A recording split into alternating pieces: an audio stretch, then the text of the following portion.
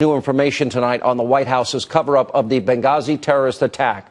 Fox News has now learned that 48 hours after that fatal assault, the National Counterterrorism Center and representatives from the FBI briefed members on Capitol Hill and told them there was evidence that al-Qaeda or an al-Qaeda-affiliated group was somehow involved.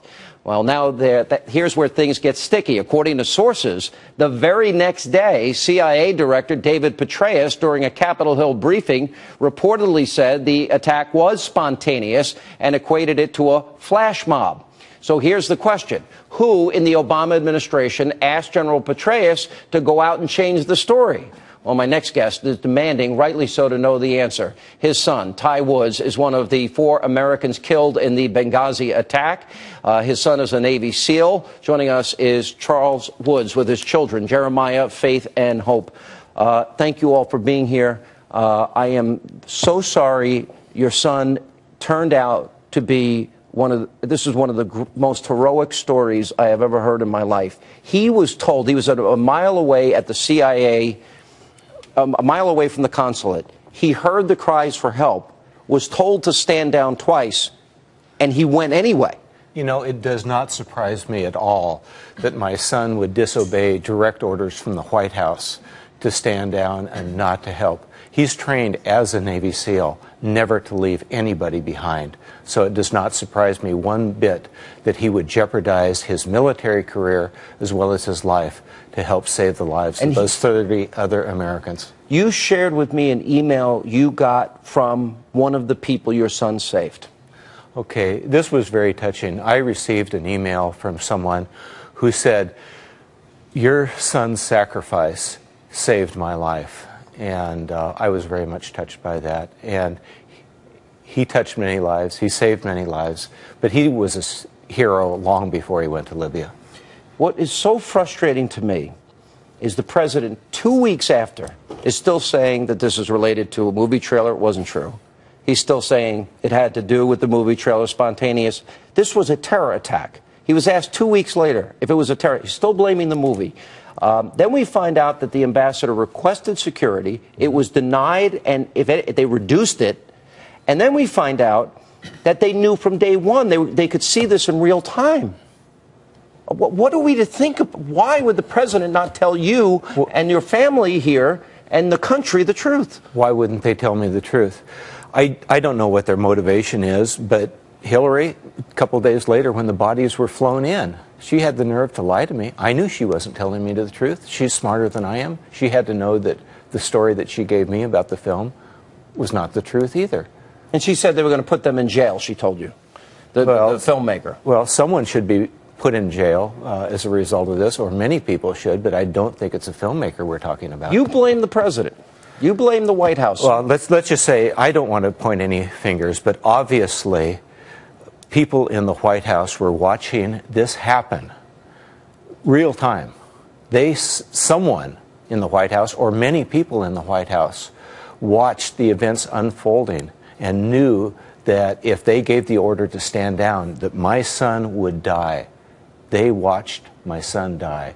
As far as I'm concerned, there are people in the White House, whoever it was that was in that room watching that video of my son dying, their cries for help, their order, don't help them at all, let them die.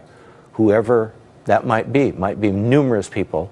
You have the blood of my son. You have the blood of an American hero on your hands. I don't know who you are, but one of these days the truth will come out. I still forgive you, but you need to stand up. While we're on this, I would like to say, I mean, while we're obviously very much connected with Ty, by no means is only him, but there are many other Americans there. That's right. Including Ambassador Stevens and Glenn Doherty. So, just Jeremiah, your dad was telling me something. You looked up to your brother. Yeah, I mean, he was obviously a good deal older than me, but growing up, he was definitely someone who I could idolize very much. He was an embodiment of a hero from day one. He'll obviously end up going down as being known for his last act of heroism, but it really started from an earlier age than when he was 41 and in Libya. Let me ask all of you here, because you all have expressed a strong Christian faith, and can you forgive? I don't know if I would be able to. I was telling you this in the green room, and I'm not kidding. I would be so angry. We'll start with you girls. You're 12 and you're 15. 15, yeah. It's a lot to ask, when you lose somebody that close to you. Well, I mean, like, God's in control of everything. We just have to trust him every day. And you miss your brother. We do. As a Christian, we should act how Jesus would want us to act. And obviously we need to, like Jesus, he was pretty good and forgiving. But you also want answers. You want to know the truth. We do, yeah. And the main thing is he was told to stand up. Why would you say to stand down when he wanted to help and he had to risk his life?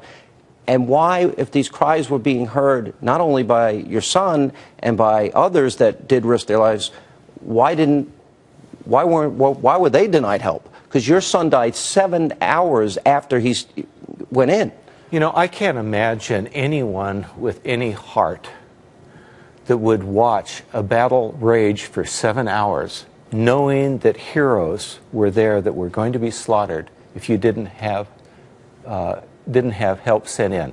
As we know, the C-130s could have been sent there in less than an hour. Jets could have been scrambled in minutes from many different parts of the globe. The order was, don't help them, let them die.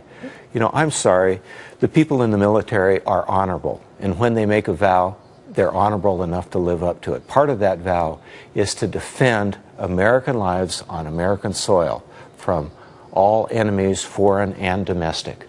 This compound was American soil by international law. I'm speaking as an attorney. By international law, a diplomatic compound is American soil, no matter where it's located. So we had 30 American citizens on American soil. This is no different than if it happened in L.A. or any other city.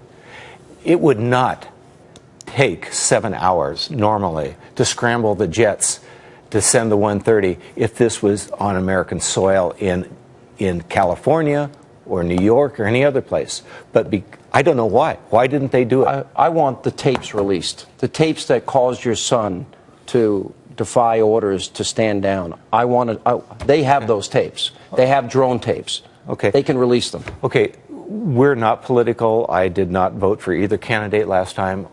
To be political would be... I'm not trying to be political. Okay, but to be political would be dishonoring to my son's life and death. However, I'm here to honor my son. Part of the process of honoring is to forgive, but part of the other process is truth and to make sure that justice is pursued.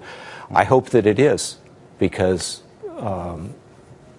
justice has to be paid for the benefit of everyone. Thank you for being here. You're all in our thoughts and prayers. You're a gentleman. Thank you very much. I would like to just share one thing. Yeah. I'm surrounded by heroes. We have a hero right here.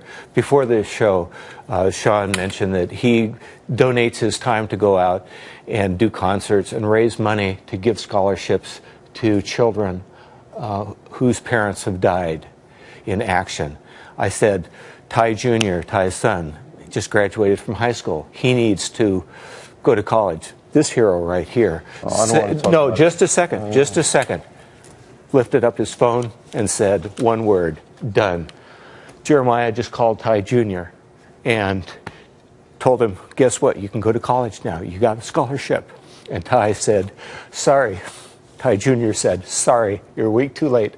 I just signed up for the Navy for 4 years. I am walking in my father's steps. Now, Ty, he had empty shoes that need to be filled. His son, Ty Jr., is filling those shoes. I want Ty to be a role model for others, that they will walk in his shoes, that other Americans will become American heroes too. Thank you. Absolutely. There's one more thing I could add along with that. Before Ty left for his last tour, one of the last people to talk to him, he asked Ty about why are you going? I mean, Ty, he'd served 20 years as a SEAL. He had already been involved to the point where he had a pension, and he was financially doing well. He had a wife, a newborn child, and the man asked him, why are you going? Why are you doing something so risky right now with what you have? And what he said was, America needs peoples, and people to serve, and if I don't go, who will? And I don't know, it's good to see the support for people who are filling those shoes, because they're definitely very big ones. Your son and your family are in our prayers. Thank you very so much for being with us. Appreciate it. Thank you. And coming up, parts of Manhattan continue.